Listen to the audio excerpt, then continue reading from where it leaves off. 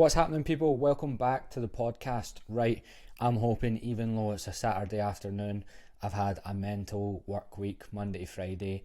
I've been verging on burning out every week for the last 4 weeks, that I am on top form today because I got asked a question in my DMs the other day, and I was literally trying to think how we worded it. He just said, do you think personal trainers can impact the levels of obesity through social media content, through like TikTok and Instagram? And I read it and I was waiting on a bus to get to the gym, and I sent him like 4 voice notes back, and it was like proper just waffling of things that were coming out of my brain. And I was like, that is actually the best question I've been asked about anything to do with personal training, PTing, the weight loss industry, or obesity, and obesity rates in general. That is the best question anyone, or it's the most thought-provoking question anyone has asked me in a long time. And it really, like, I've literally been thinking about it for the last like 2 or 3 days and what my actual answer is. And I've just made a tweet storm. That sounds so, I'm just gonna say it sounds gay, right? It sounds gay. I get 3 gay jokes in the post every week because my mum's gay, and I said it twice, so I've used 2. I got 1, I'll probably use it later today. I'm feeling in one of those moods. But yeah, thought I'd just make it into a podcast as well, so I'm about to put it on Instagram as like a Twitter thing. It's already on Twitter, and I think it's just sparked some imagination and some real interest in me. And I've been on Google and all that. I've been literally sweating my tits off, been reading up statistics. It's probably the most research I've done for a podcast, and that was an hour. Don't really do research. Before we get into this episode, learn to lift. There are still some spots available. I've been working tirelessly on this. It's still like, it's about 70% done. It's like, it's the beta version. You're coming into the beta version, and then would you call it the alpha? The alpha version. Oh my god. Will I say it again? Will I use my third? Nah. It's pretty much almost done, and it's definitely the best thing that I could ever make. I don't think anyone, apart from Michael, because he's pretty much doing very similar stuff, the way we've got it set up, I don't think anyone has a more helpful service with one-on-one support on it as well, and not one-on-one support like chat support that you get if you go to fucking eBay and you're like, you try to get a refund and you fucking message some virtual assistant in Sri Lanka. I mean one-on-one WhatsApp support and we speak to our clients most days. I don't think I could make a better service. So just DM me more info on Instagram, and I'll send you back a video, as well as just have a bit of back and forth with you. I'll send you a video of how everything works. So DM me more info. And now, before we get into the nitty gritty of the podcast, very helpful if you give it a rating on Spotify. If you're on YouTube, give it a wee like. If you're on Apple, write me an 800-word essay about how you love the show and me so much, and help me boost my ego a wee bit. And that's pretty much it. Yeah, also, if you're on Spotify, I'm going to put some like sort of poll or questionnaire or something, because this is a pretty good topic, and just if you could engage in that so I know where you're all at. I'm going to make an Instagram story as well about this. Yeah, as you can tell, I've got fucking passionate about something for a good lot, the first time in a good long time. So yeah, let's just get into it. Right, so the question, let's remember the question: can personal trainers make an impact on obesity numbers? Basically, the ratio of obesity or overweight and obesity numbers. Can we make an impact through social media content? Because a lot of PTs are blowing up on social media. Sean Casey will like to think he has a part to play in that. James Smith probably thinks he has a part to play in that as well, and they probably are right. There is a lot of good personal trainers coming through that are posting good content. A lot of them are hitting the algorithm. Myself, for the first time in fucking 4 or 5 months, I'm growing again on social media, but I've been working my arse off.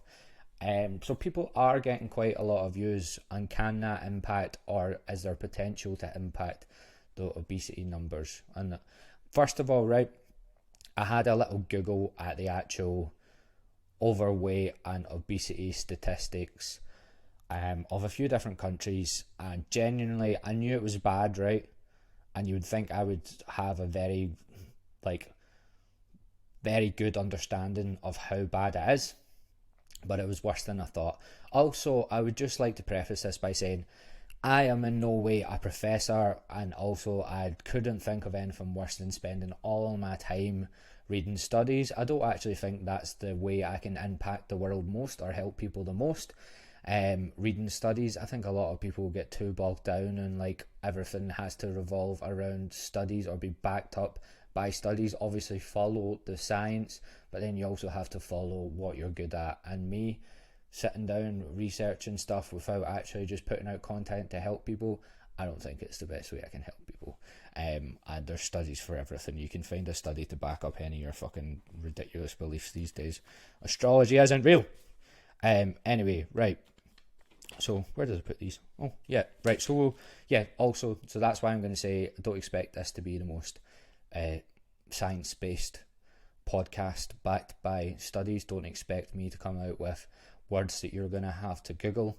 That's not my style. My style is being a wee cunt from Glasgow, from a council estate that speaks slightly better than his dad because he's read a few more books. That's my style. Anyway, right, let's get into the statistics. Fucking terrifying, right. So, also, I may have wrote these down wrong. I'm not looking at the statistics, so we could be wrong from the get-go. I could have written them down wrong, considering this week on my to-do list was just the name Derek. I've obviously spoken to a Derek at some point this week, wrote it down somewhere, or maybe I've just, I don't know, wrote down Derek to see if I can spell it. So, I could have written this down wrong, so, okay. 63.8% of the UK are obese or overweight. So this isn't just obesity, right? So this is obese or overweight. Now, before you even start and say, oh, but that doesn't include people who are building muscle, and like I am classed as overweight because I have muscle. Most people aren't in the gym, mate. Most people can't bench press 40 kilos and they're overweight, okay? Most people. There's a very slight few that the BMI statistics don't match up for. Most of them do. And if we're looking at if we're taking the masses in, we have to factor in the fact this is pretty accurate. It's not accurate for everyone, okay? There's outliers. Nobody gives a fuck. Anyway, in the last 18 years in the UK, it has risen from 52.9% to 64.3%. Now, I said 63.8% are overweight or obese. I remember looking at that going, I don't know if I'm just don't understand this, but basically 2/3 are overweight or obese, and it used to be about a half or 52%, okay? Which means it's risen quite a lot. So that was in 1990s. I think it was in 1992 or 3, and in the last 18 years it's risen fucking over 11%. Obesity itself has risen from 14.9% to 28% in the UK. That's almost double. Almost double. So that's a shit ton, mate. I don't know about you, but I can conclude, if I put my science hat on, people are getting fat. That's a given. Also, I just wrote this down because I thought it was interesting. Men tend to be more extreme than women in terms of being overweight or obese. Men, about 68.6% are overweight or obese. Women, 59%. I would also like to say this is all in adults, by the way, so I think that's people over 16. I didn't really look at the children's statistics. The adults were that fucking terrifying that I just stayed on the adults.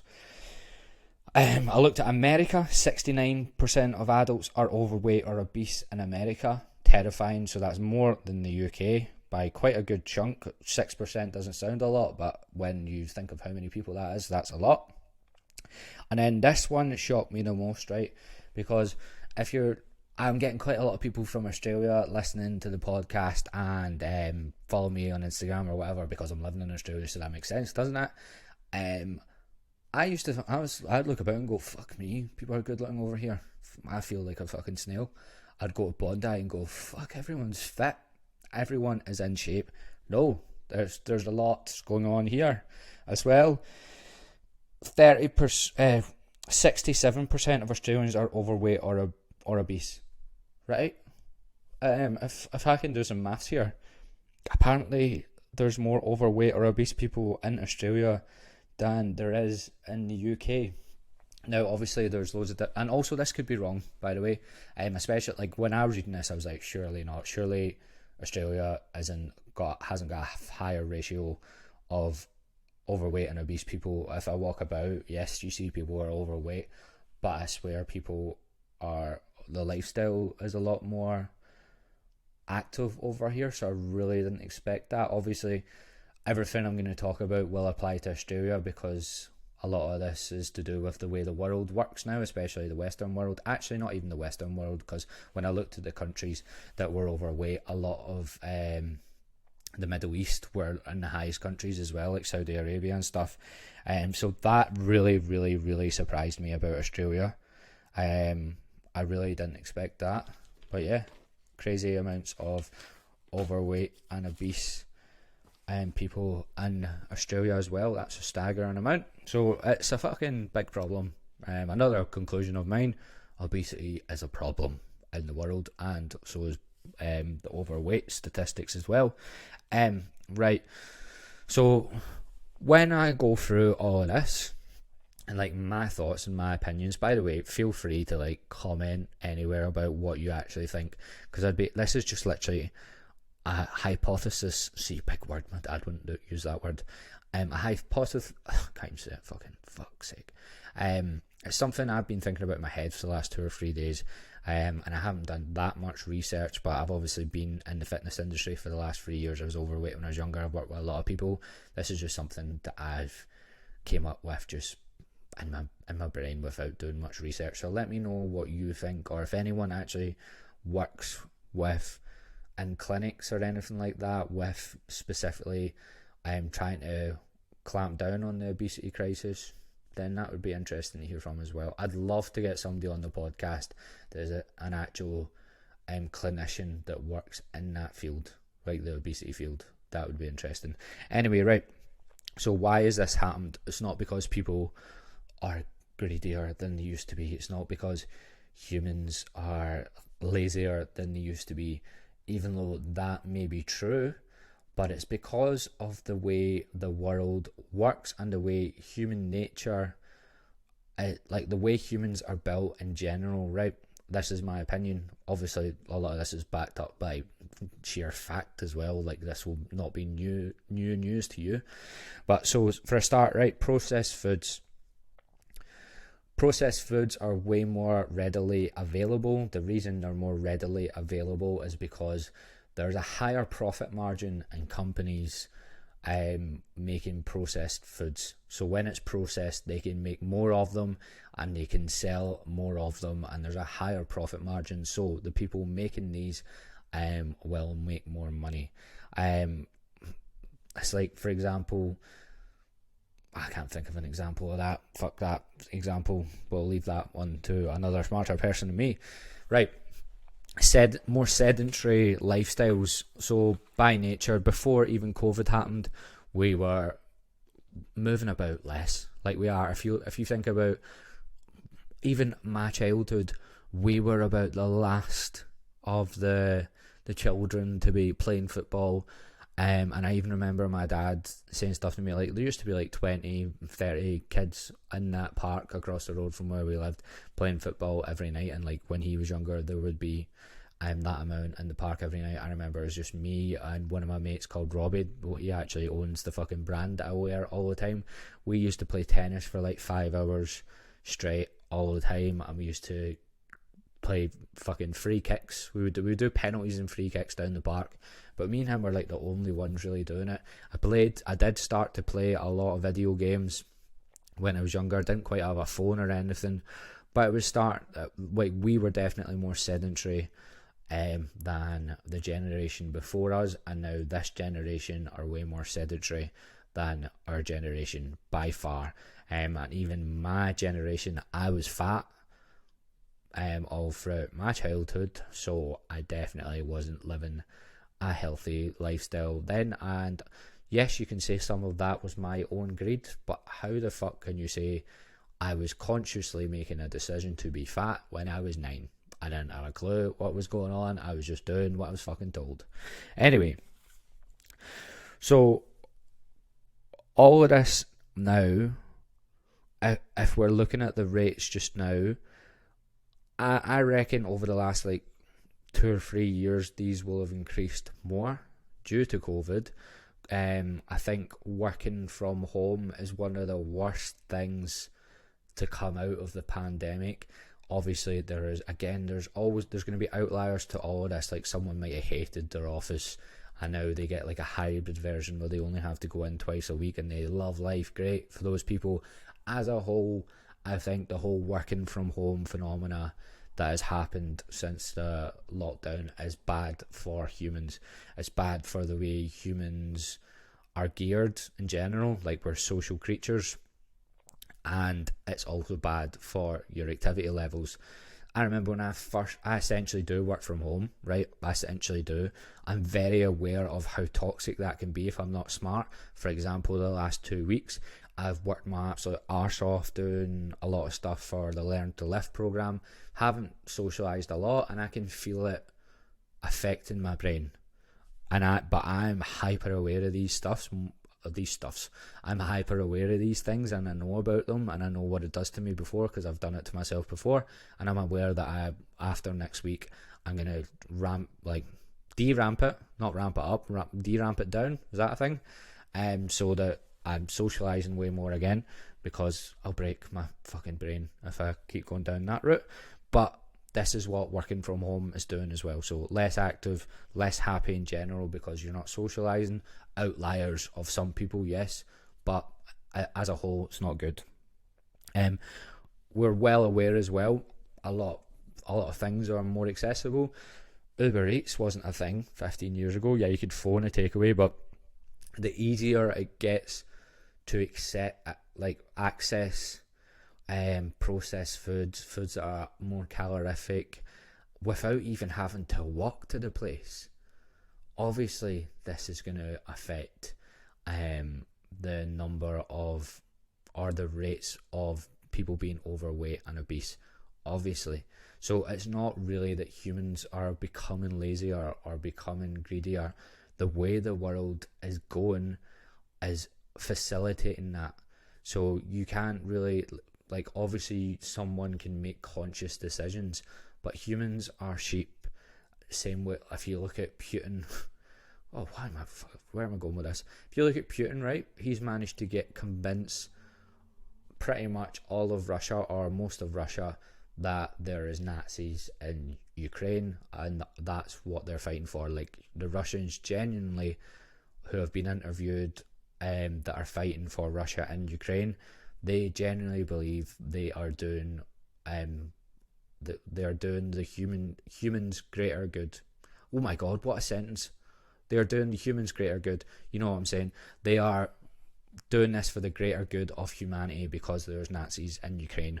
Oh my god, that was a terrible fucking attempt at some English.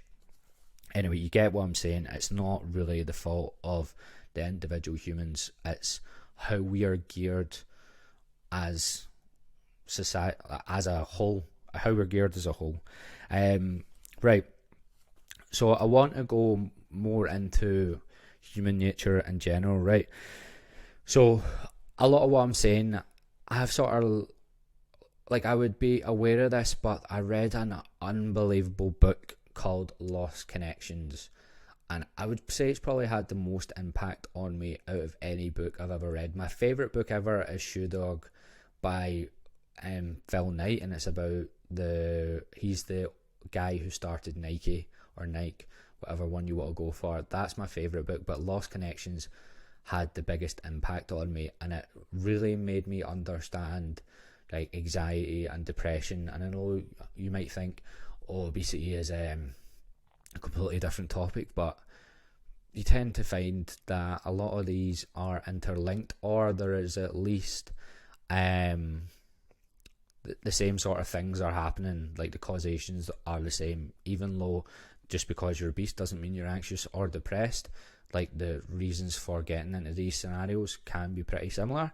So that's why I'm going to use a lot of the things I've read and Lost Connections to kind of go through what I'm talking about. Again, with the book, right, I think a lot of people should read this. It's the reason that, so I was reading it, it's basically, to sum it up, without summing it up so much that you don't read it, because you should read it, it basically talks about how, like, materialism and corporate greed, and how we are told to live our lives in order to make more people more money, like, as in fucking, we're striving for more all the time, more, we're striving for more because we are geared as humans to want more, for more status, more power, to come across as more appealing to the opposite sex. For males, there is a subconscious drive for us to acquire more things or more status or more power to appear more appealing to the opposite sex. That's pretty much why males do what they do. That's why we all fucking try run businesses or get in shape, or, like, do you know what I mean? That's literally what we do. And if you think you aren't doing it, then I'd love to hear your reason why you're trying to make more money. Apart from, like, maybe just surviving, like, what is your other driving force for making more money? It's usually to appeal to the opposite sex. I think a lot of people aren't honest with that, or they just aren't aware of it, but that's what we're driven to do. Just like the fucking biggest gorilla smacks his chest in the middle of the pack and he is deemed as the most powerful, he gets the best pick of the women. That's just how we are geared, or how we are, I don't know, made up. I can't think of a smarter way to say that. I should stop trying to come across as smart and just accept I'm dumb as fuck. Yeah, this book. So I was living in London at the time when I was reading it, and I'd started making decent money, but not like amazing money or anything. And I wanted to move to London just because I didn't want to live in Glasgow after coming back from Australia. So I tried London, and I'd been there for 9 months. I made alright money, but alright money in London still means you're skint. And I was just locking myself in my room every day to afford my rent. And this book was talking about how a lot of anxiety and depression is to do with our lifestyle, and how technology is changing the way we live. We are becoming way more secluded, like working from home and all that as well. But even in general, when we chase things, we seclude ourselves from our tribes and our groups. So, like, when you're usually in a group or a tribe, like more with your family, and you're spending more times with your friends, because we are social creatures by nature, we are way happier when we have a group or a tribe. So when you're like myself, when I was self-employed living in London, the least welcoming city in the world, then by nature I wasn't depressed or anxious. I've been anxious before, by the way. Like, I've had pretty bad anxiety for like a year, like a good few years ago, so I know I wasn't either of those, but I was tinkering on I'd say I was like numb, which is, I suppose, is a symptom of depression, but I was like, hadn't quite got there. But I think if I kept living in London, I could have easily dipped into depression. So I could feel it coming. I could feel like a sort of grey cloud coming over my head. That's the way I would explain it. Don't know if that makes sense. Let me know if that makes sense. I could just feel like my brain getting cloudy, and I just was like waking up every day going, this is the same day, and I have no idea how to get out of it, because I was stuck in a lease. And I'd also just sort of like slacked off Glasgow so much on social media.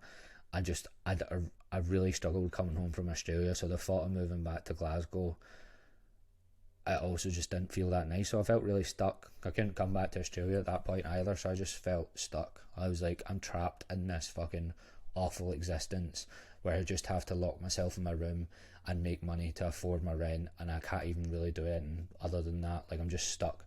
So that book really opened my eyes, and I realised if I came back to Glasgow, I'd be able to have a lot less financial stress. and I would be able to start like building up social groups. That's when I started the podcast. Someone said to me the podcast isn't socializing the other day. I was like, I sit down and have an intense conversation, usually with someone else, for 2 hours. I would call that socializing. I would call that actually intensified socializing. You actually ask people way more questions and get to know them way better than you would in any other scenario. So I would absolutely argue against that. Right. But also we're contending with billions and trillions of pounds being poured into these tech companies, being poured into these food companies. Whether you believe in conspiracy theories or not, a lot of like people that work within the governments might have dipped their hands in certain companies that are involved in the industries I'm talking about. So we are essentially working against how humans are geared. We're working against human nature and how far technology has came to get us to this point, and we are still at the early stages of technology. So we have absolutely nobody knows at all what technology is going to be like in 50 years. Think about what it was like 20 years ago. The difference is, like, I remember when I used to have to type 9 3 times on my phone to get a Y. Do you know what I mean? That was 20 years ago, and now I can podcast off of my phone. It's weird. Do you know what I mean? It's really, really weird. But it's also, human nature is also why in the weight loss industry you will buy 10 quick fixes before you'll listen to somebody like me, because we're geared towards quick fixes, doing the least amount for the highest return. That's what we want. That's how our head works. And our head also wants status and power. Now, that's just a little preface for why I think the way I think about this actual question. But I would like to dive into what personal training actually involves, right? Because I myself, I have quite a few fair digs at personal trainers, but not ones that mean well. I don't have any digs at anyone that actually comes into this industry to help people. I believe the ones that have digs at, and I've met quite a lot of these people, deep down, obviously I care about myself a ridiculous amount. I would say I wouldn't say I'm selfish in the sense that I don't give a fuck about anyone else, but I put myself first because I believe my happiness comes first. I mean, even if I was to affect other people, I come first. But you see a lot of personal trainers that get into the industry that are more wired to, I want to make as much money as possible and I don't give a fuck what the consequences to other people are. So anyone that has a good heart, I don't ever have digs at personal trainers. But what I want to say is, I want to give you a good understanding of what it looks like to be a personal trainer, so you can understand why I have quite a pessimistic view of what we as personal trainers can actually do to help the obesity crisis at all. Right, so as a personal trainer, when you decide to be a personal trainer, to work in a gym, you have to go through a course. Now, many of you know this is a shit course. Many of you have probably, oh, you've only got a 6-week course, who are you to give advice? Well, no cunt else is, mate. So power to the people trying to help other people, even if they have a shit qualification, because there's no cunt else doing it. But yeah, you go through a course that's probably about £1,000 to £3,000. If anyone's looking at doing those courses, choose the cheapest one. They're all shite. They all do fuck all. Maybe there's one or two that do something, but if anything, you're going to have to learn on your own anyway, so you may as well learn to do that as quick as possible, because you're going to be on your fucking Todd from the get-go. So this course, right, just to give you a little bit of understanding, I think I had to unlearn more than I learned. So before I started doing this course, because I'd struggled with my weight so much, I must have listened to like thousands of hours worth of podcasts on energy balance, calories, protein, nutrition just in general, thousands and thousands of hours, not because I wanted to become a PT, because I wanted to stop being fat and struggling with my weight and dieting over and over again. So I knew quite a lot. I wasn't an expert, I wasn't a fucking doctor, but I knew a fair amount, and I knew when I would read something, because those courses are outdated, they haven't changed anything, they're probably still the exact same as they were in the early 2000s or the early 90s, and a lot of research has came out since then. So I had to probably unlearn more than I learned. When I turned up to the practical elements of the course, where you literally just had to like maybe do a mock PT session, I had to show two girls in the course how to operate the leg press. Now, the leg press, one of the more intimidating machines in the gym, but pretty self-explanatory when you get in it. And like, the fact that people who wanted to PT people didn't know how to use one of the most well-known machines in the gym tells you the type of people that were doing that course, because it's not appealing. James Smith might have made it slightly appealing to become a PT, but it's not a glamorous lifestyle. It's one of the more risky endeavors, becoming a self-employed personal trainer. You're up. I don't think the market's saturated at all, but I think there's zero support for personal trainers. So it's very much a fucking go in and it's a free for all and do your best to get enough meat to survive. That's what being a personal trainer is like. In that course, I'm pretty sure I'm gonna make this assumption just thinking. So I done two practical ones. I done one in Preston and one in London, and I don't think any of them will be PTing and making money anymore. So that was like 2.5 years ago. I think I'll be the only PT that is still operating and like coaching people as their full-time job. I'm almost positive.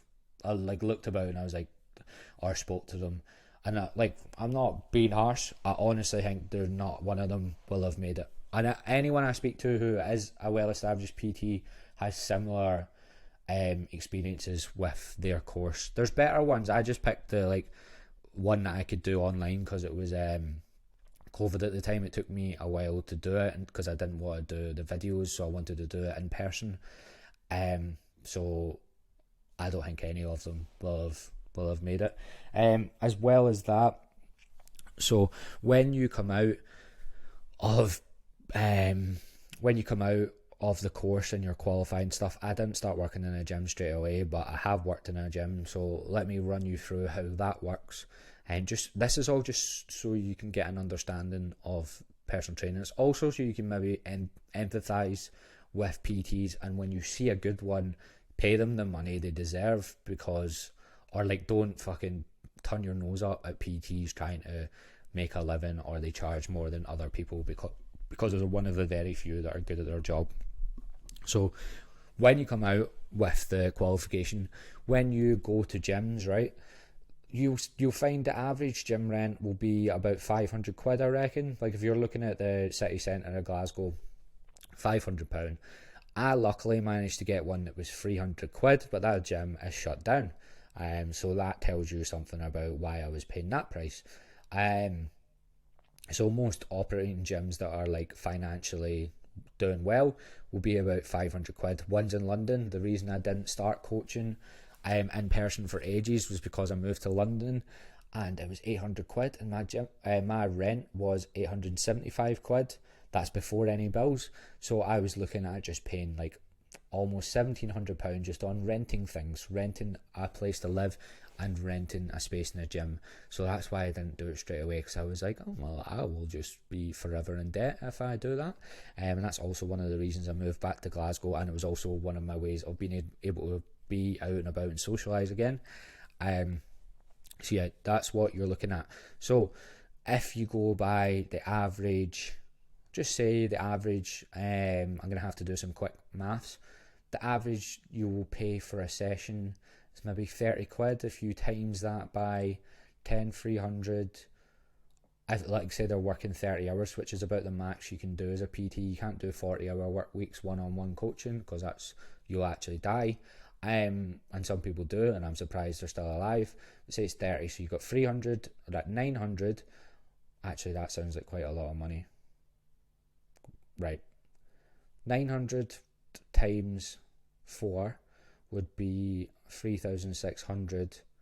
But that's if they're doing really well. So you're expecting someone to get, they're probably going to get about 10-15 hours at the start, which is more, you're looking at, I don't know, I can't do this maths really quick. Anyway, the fucking moral of the story is, you're paying 500 quid, you're going to have to outsource some other costly things, like maybe you're going to have to use apps and stuff like that. So you're going to have higher outgoings than someone that's just way higher outgoings than someone who's just got a job where they get paid their wages, because you're going to be running a business.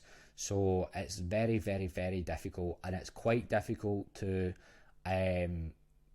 get your books filled, and that's why 80% of PTs fail in their first year. I'm very disappointed in myself that I couldn't get the maths out my mouth fast enough there, but because I would have loved to have just gave you an insight into like what you're looking at making as a PT and your profit margins and stuff, but it just didn't come out of my head.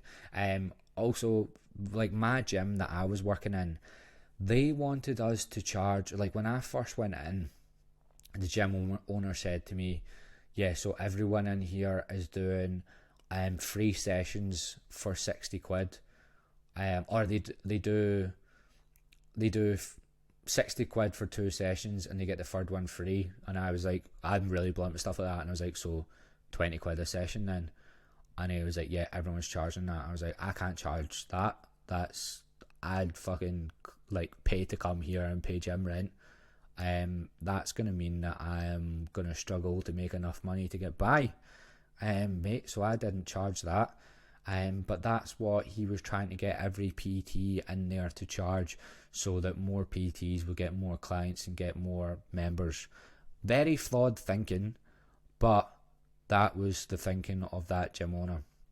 Also, so gyms as well, just in general, they're set up to make the gym money, not help the coaches. I think there's some progressive gyms where they're really involved in like helping the coach develop as a coach, but again, they're hard to come by. They're also will be they'll be more expensive to work in and stuff. I think Sorello in Glasgow does something like that, but I know that their rent's really expensive. It's also female only, but I know that their rent's really expensive. But they would be a good company to work for and learn just to get better as a coach, because the full thing is you get taught nothing about being a good coach. I'm only good at coaching form and good with nutrition because it's fucking all I've thought about and done for the last like 5 to 10 years because of my situation, just what I got interested in.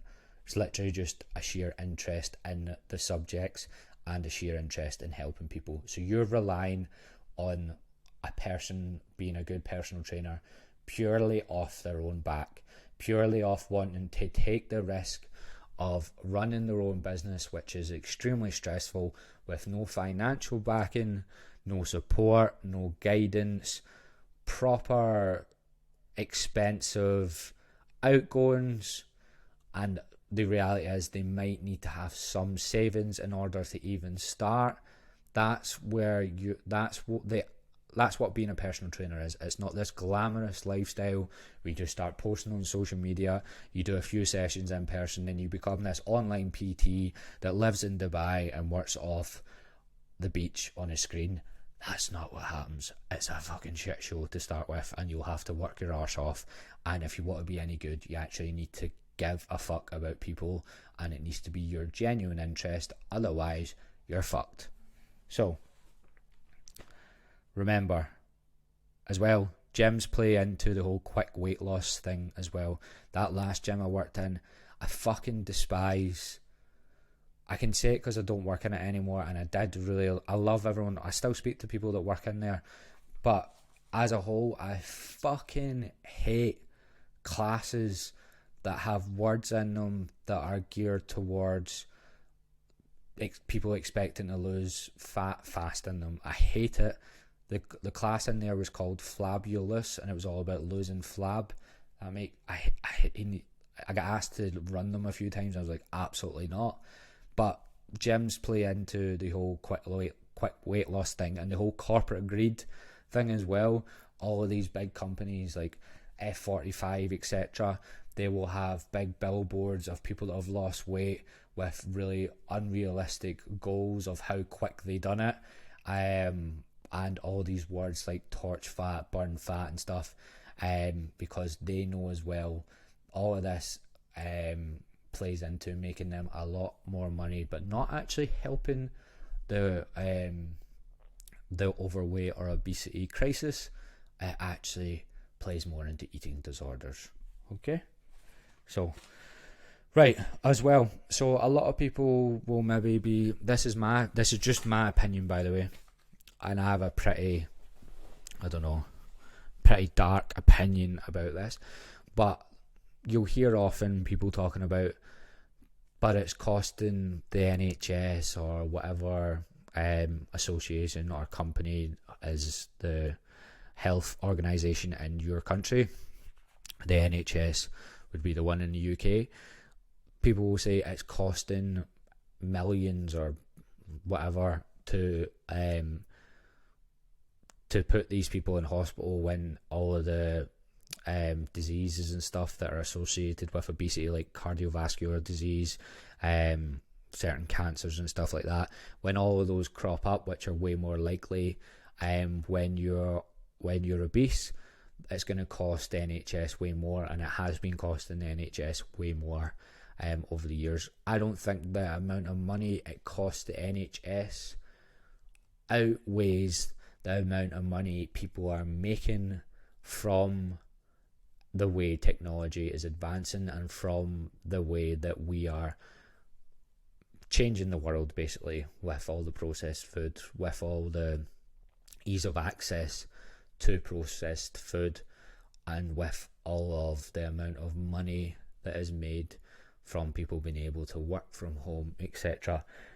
Even though it is millions and millions of pounds it's costing the NHS, it doesn't outweigh the trillions of pounds people are making from changing the way we live. So with the NHS in general, I've got quite a lot to say on the NHS that I may as well just say. I done a podcast with a doctor that used to work in the NHS that I'm good friends with, Yusuf. That might be interesting for people.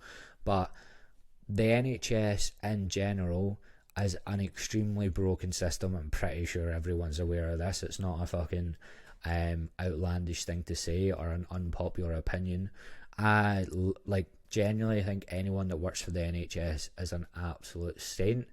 But when I've slaughtered the NHS before, because they've fucked me over a few times, but I haven't directly slaughtered anyone that works within the organisation. I have slaughtered the organisation itself and the people who are destroying it from the inside, because that's what's generally happening. But he gave me a great insight into it, and he was like, the NHS is so broken, like the systems are so old, like the way they run things is so outdated, and it's so counterproductive, like just the way everything's ran. And they will pay people, and you should listen to that podcast I done with Yusuf because it's really interesting.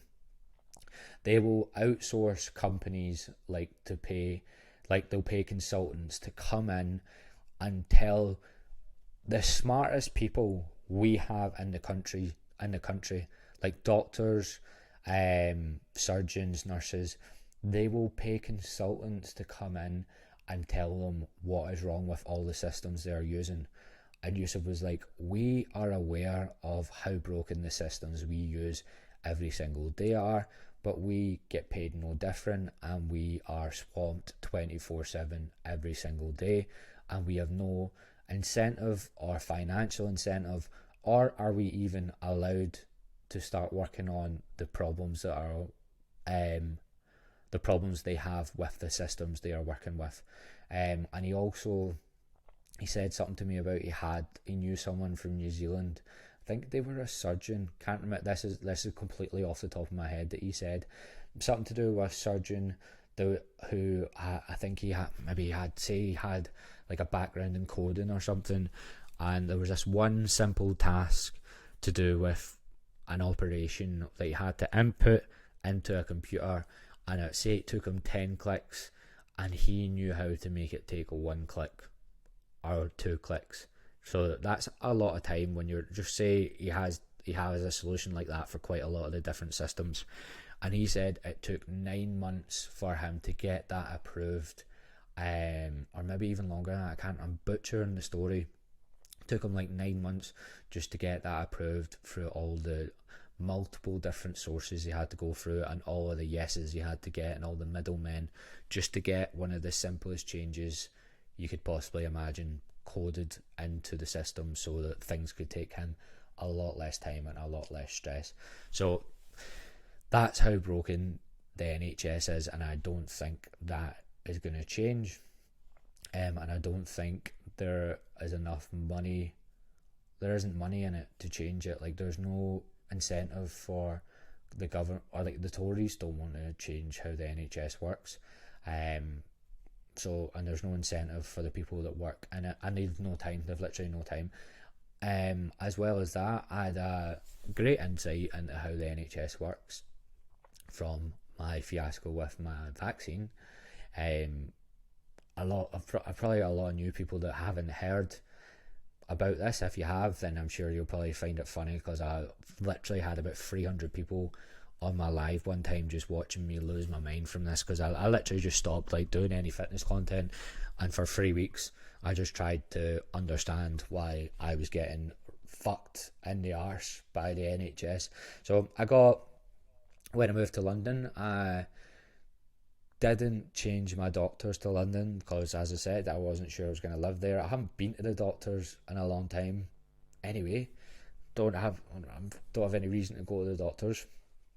And I got 2 walk-in vaccines in London when I was there.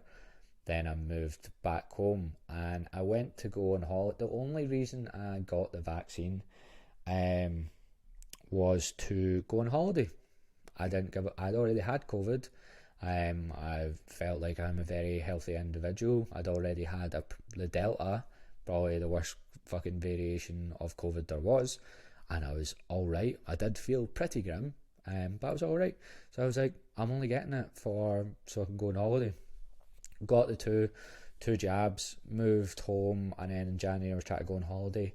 Tried to get on both the Scottish COVID app and the English one, and I wasn't able to get on either of them. So I thought, just go to my doctors, sort this out, probably get on it in like 3 or 4 days. 3 weeks of misery. 3 weeks of no work. I didn't do any work apart from try get my COVID passport. I just got passed around every single phone number that the NHS has created. They even had a COVID support helpline that didn't have a clue how to fix this problem, because my GP was registered in Scotland and I got jabbed in England, and apparently the NHS Scotland and England are 2 different entities. However, they will happily jab you without telling you. You will never get access to your passport because those 2 entities will never talk to each other, even though you have an NHS number that is applicable in the English system, because they asked me to go get my number from the doctors. I got it, gave them it, and even though they were probably aware that was a Scottish one, they were like, oh no, jab you in the arm twice. Thank you for your understanding. And like I even went in the walk-in centres. I got treated like an anti-vaxxer because I didn't want to get my booster jab, because they were trying to tell me if I get my booster I would then have my 2 other jabs on my passport, but I couldn't even get into the app. And also I had people that were DMing me on Instagram showing me that they were in the exact same problem. They went with this advice of getting the booster, and then only the booster would go on their app, and they still weren't allowed to go anywhere. And I genuinely had 4 people gang round me and treat me like an anti-vaxxer because I was trying to explain to them, if you can put a booster on the app, why can you not just put my other 2 jabs on the app? If you're happy enough to give me a booster, why can't you just put the other 2 on instead of giving me the booster? They couldn't see this logic, and they just started like getting all their mates round and treating me like an anti-vaxxer. I've never experienced anything like it. COVID was actually mad. People lost their minds. I felt like I was one of the only people that was sane, because I was just looking at them going, "Yous have all lost the plot.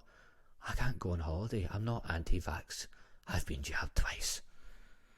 Horrible. Anyway, you got to see how fucked the systems were, because out of not what the NHS England would just tell me to go to NHS Scotland. NHS Scotland would just tell me to go there. The doctors would just send me to the COVID support line. COVID support line would just send me another number that doesn't exist. 3 weeks, I probably spent about 6 hours a day, lost my fucking mind, and that just shows you what the systems they work with are actually like. I could go in my notes app on my phone, because I'd basically started an investigation into how to sort this out, and I know all of the systems that they use.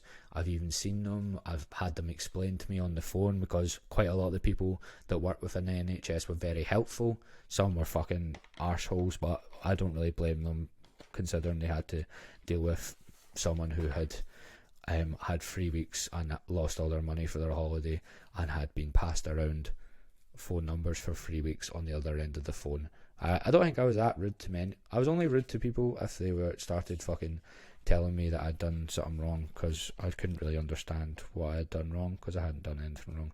Anyway, I think I wrote something down. Yeah.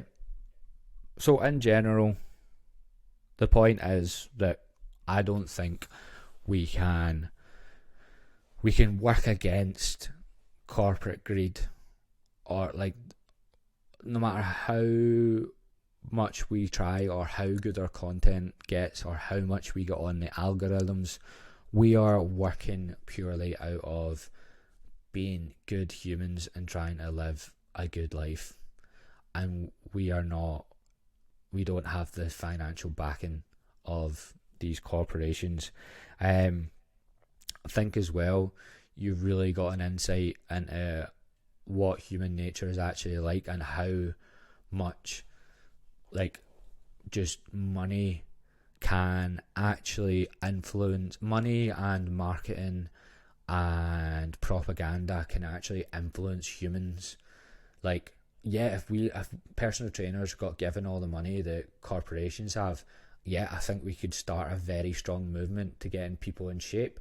But when you witnessed how governments, pharmaceutical companies went about COVID, considering obesity was one of the highest risk factors if you had COVID, and it was all about getting everyone jabbed, there was very, very little talk about maybe living healthier lifestyles. Actually, minimal talk. Can't really remember much talk about that. Actually, it was more being locked in the house. I'm not a conspiracy theorist, so I'm not really like anti like that they had a lockdown and stuff like that. I also just think it's such a boring conversation now, and I would rather fucking shoot myself than do any research into like if the lockdowns were necessary or anything.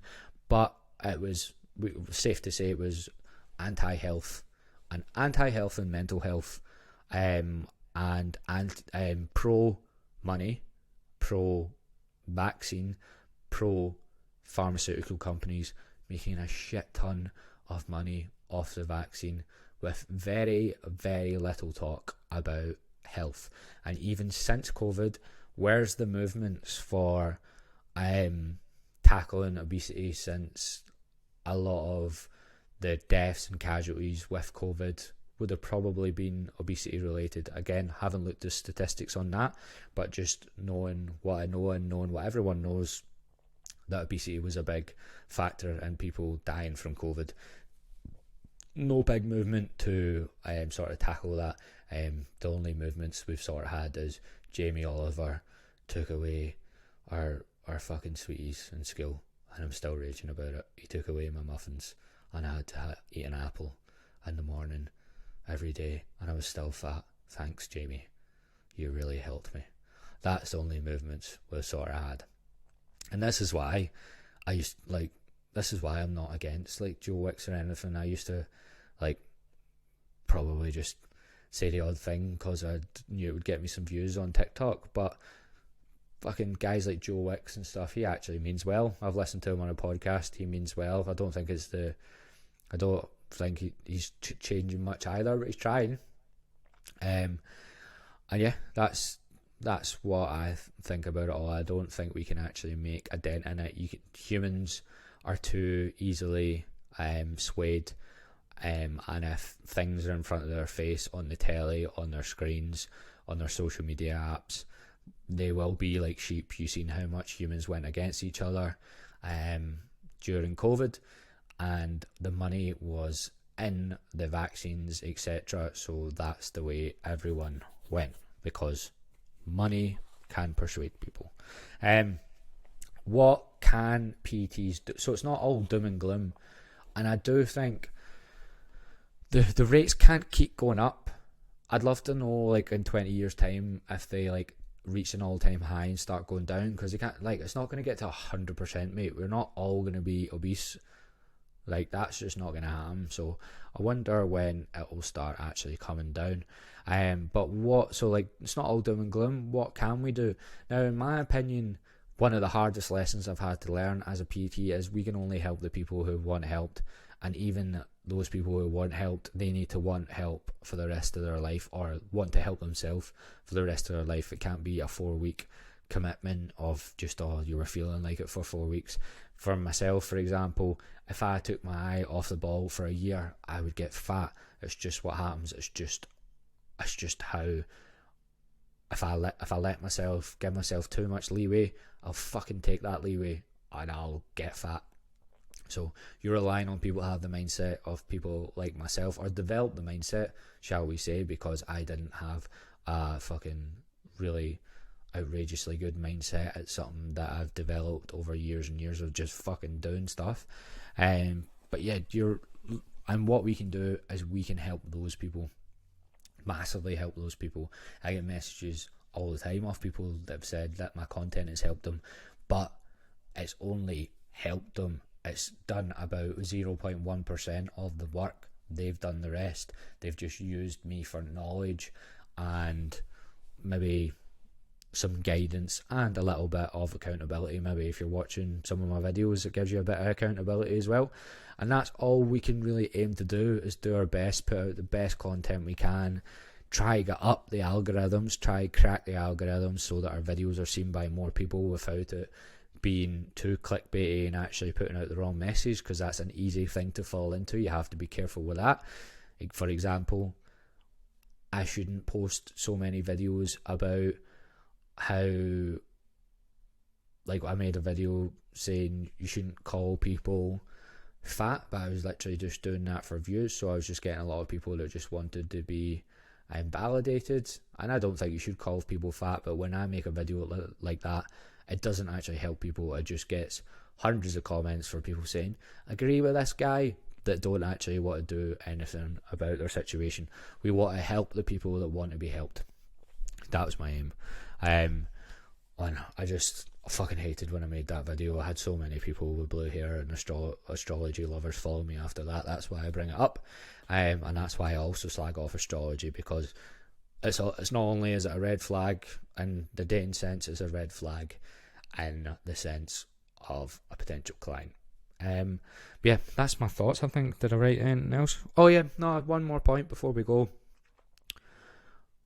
From listening to a lot of podcasts recently, just an overall consensus from actually putting up quite a lot of posts about not drinking, the new generation that gets slaughtered, Gen Z, the ones that are on their phone too much and stuff, they're drinking a lot less, they're fucking doing a lot less drugs, and they do seem to be a lot more mindful of their lifestyle, or like what it can do to their mental health.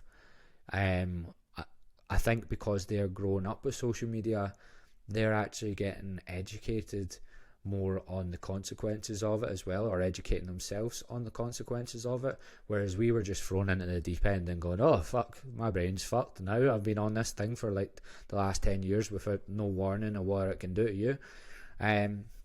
So I don't think we should be too pessimistic in terms of the next generations, and maybe there is movements more towards self-care. And I know for a fact, just me, I think one of the biggest lessons I've had in life that has made me the way I am is watching the way my mum lived life or lives life, and how that affects her, and it actually being a blueprint for how not to live life, which is something I heard David Goggins say about his mum and dad. And I used to not be a David Goggins fan, but after reading his last book, that guy's fucking done a lot more good than bad. Anyway, yeah, let me know what your thoughts about the whole thing are, or what you think is going to happen over the next few years, or how personal trainers maybe can impact the rates of obesity and people that are overweight. But I think you're wrong. And yeah, if you get a good PT and they help you make progress and they're a good person, I fucking appreciate that shit. That's me done, I think. I'll catch you in the next one.